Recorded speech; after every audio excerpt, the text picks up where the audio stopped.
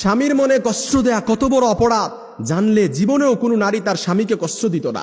কিয়ামতের ময়দানে সর্বপ্রথম একজন নারীকে জিজ্ঞেস করা হবে নামাজের ব্যাপারে আর তার স্বামীর ব্যাপারে। এই কথাগুলো আমার মা বোনদের কাছে পৌঁছায় দিবেন, যে যেইভাবে পারেন আমার মা বোনদের কাছে শেয়ার করবেন।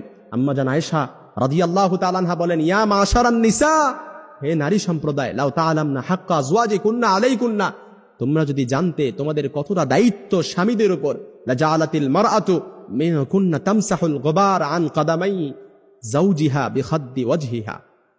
কোন নারী যদি তার স্বামীর গুরুত্ব বুঝতে পারত, তার স্বামীর গুরুত্ব জানতে পারত, তাহলে নিজেদের গাল দিয়ে তার স্বামীর পায়ের ধুলা মুছে দিত। সুবহানাল্লাহ বিহামদি, তার স্বামীর ধুলা মুছে দিত নিজেদের গাল দিয়ে। এজন্য আমার বোনেরা বুঝে না, অনেক সময় স্বামীকে কষ্ট দিয়ে ফেলে। অনেকে মনে করে যে বর্তমান সময়ে সবচাইতে বেশি নারী নির্যাতন হয়, কিন্তু তারা জানে না, তারা গড় সংখ্যা দেখে না। বর্তমান সময়ে সবচাইতে যে তালাকের বিচ্ছেদের ঘটনা ঘটে, এটা হচ্ছে স্ত্রীর দ্বারা স্বামীকে ডিভোর্স দেয়, খোলা তালাক দিয়ে দেয়। স্ত্রীর দ্বারা সবচাইতে বেশি বর্তমান সংসারগুলো বিচ্ছেদ হচ্ছে। এই জন্য আমার মা বোনেরা, আল্লাহর নবী সাল্লাল্লাহু আলাইহি সাল্লাম আরো বলেন, কোন নারী যখন তার স্বামীকে কষ্ট দেয়, তখন জান্নাতে হুরেরা সাথে সাথে বলে, তুমি কেন আমার স্বামীকে কষ্ট দিচ্ছ, কেন আমার স্বামীকে কষ্ট দিচ্ছ? কাতালাকিল্লাহ, আল্লাহ তোরে ধ্বংস করুক, আল্লাহ তোরে ধ্বংস করুক। কেননা জান্নাতে হুরেরা কেন এটা বলেন? তারা বলতে থাকে, এটা যেমন তোমার স্বামী, ঠিক তেমনি এটা আমারও স্বামী। সে মরতে দেরি, জান্নাতে আসতে দেরি, আল্লাহ তাআলা তার জন্য আমাদেরকে অবধারিত করতে দেরি করবে না।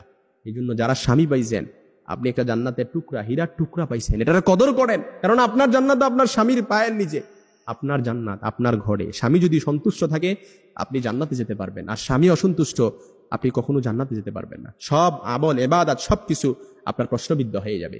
এই জন্য সব সময় স্বামীকে সন্তুষ্ট রাখতে হবে।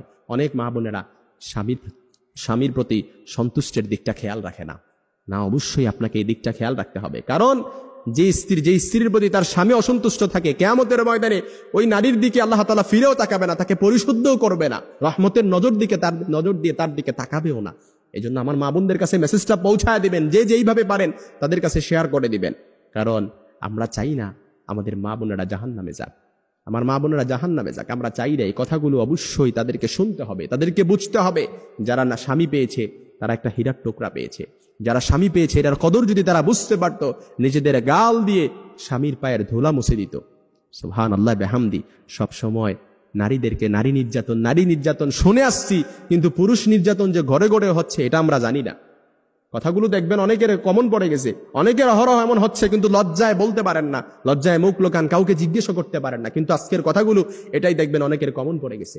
আল্লাহ তাআলা আমাদের সকল নারীদেরকে স্বামীর খিদমত করার, স্বামীর গুরুত্ব বুঝার সহি সমাজ দান করুন।